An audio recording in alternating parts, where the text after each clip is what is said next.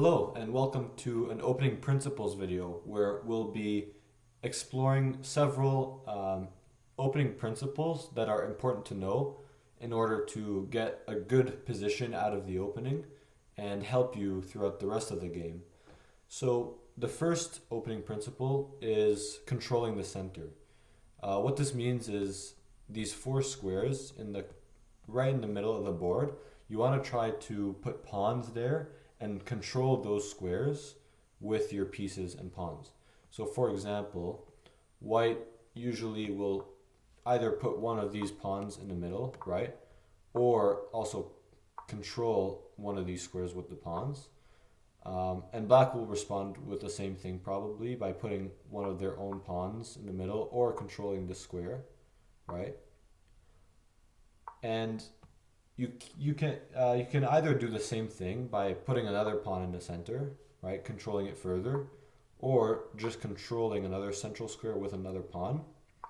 Or the other option is to control them using pieces. So, for example, bringing your knight out, controlling these two squares out of the four, and it actually directly attacks black's pawn here, which is undefended.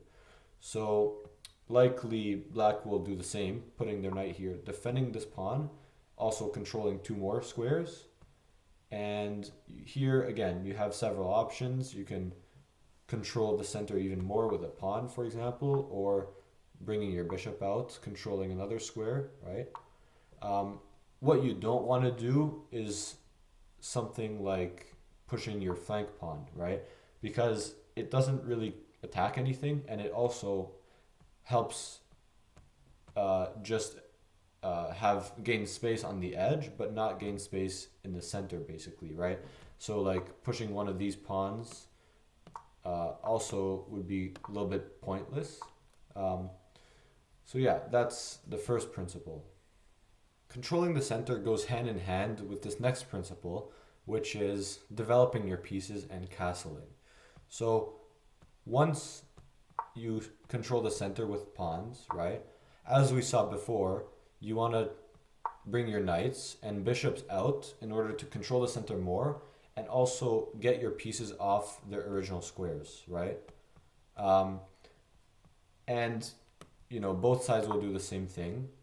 And once you get your pieces out like this, controlling the center and also getting your pieces off the original squares, right? You want to castle. And what this means is basically to switch your king and rook once these pieces have been cleared off the squares. You can essentially defend your king by getting out of the center of the board and having it protected by your pieces here, which is very important because king safety is probably the most important thing in the game, right? Is to have a safe king and to not get checkmated. So this helps in getting your king out and defending it. And once you do this, both sides will do this. You want to do this as soon as possible, right? Now you can finish your development, right? So you want to get this bishop off of its original square. And right now it's blocked by the pawn, right? So what you could do is move the pawn forward.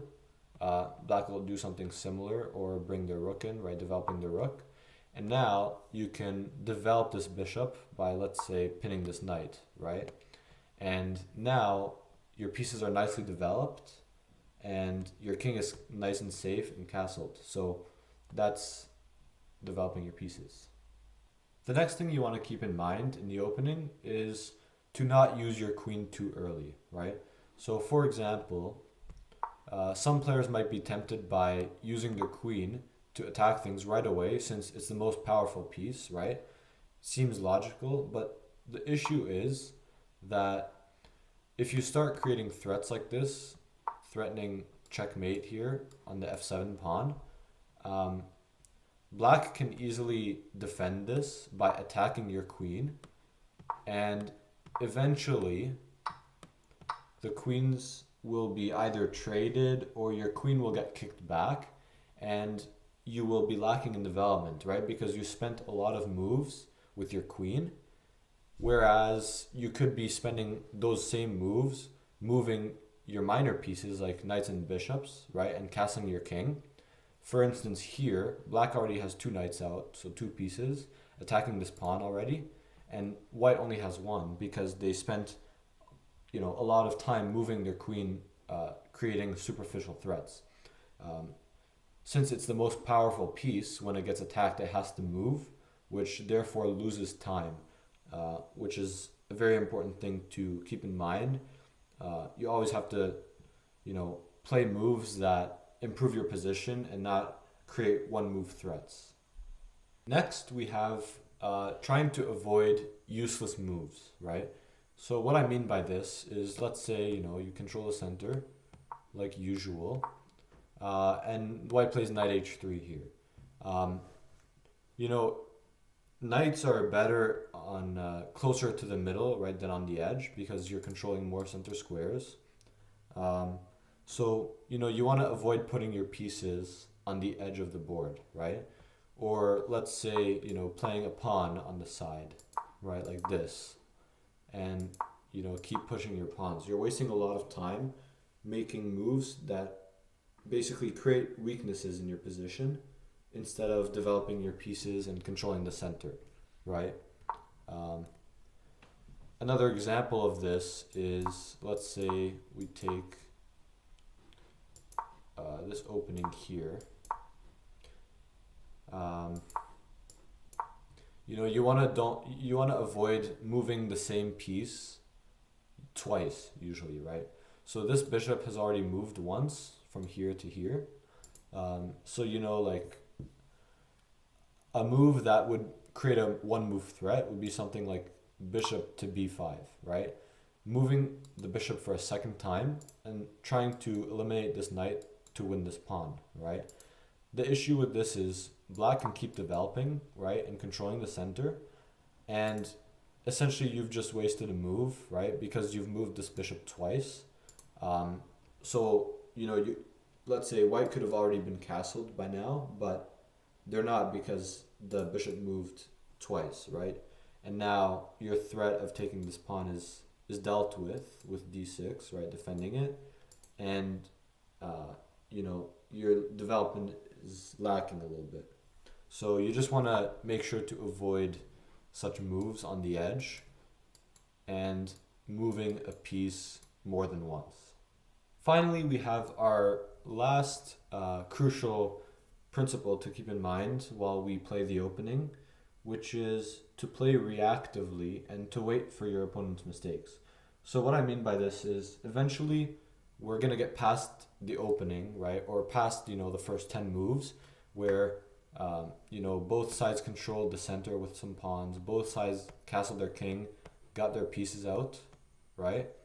And you want to kind of sort of keep improving your position with moves that develop your pieces, control the center. So for example, one of them would be here, c3, controlling this d4 square.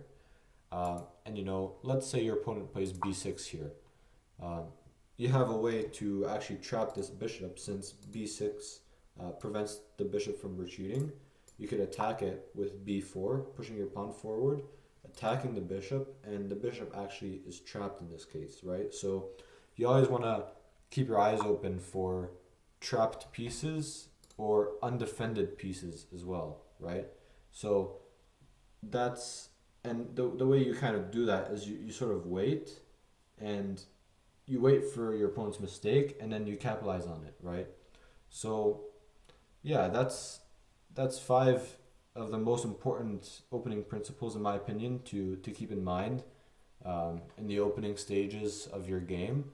Hopefully this helps you sort of get a good position out of the opening and help you strategically for the rest of the game. So yeah, I hope you enjoyed this video, and thank you for watching.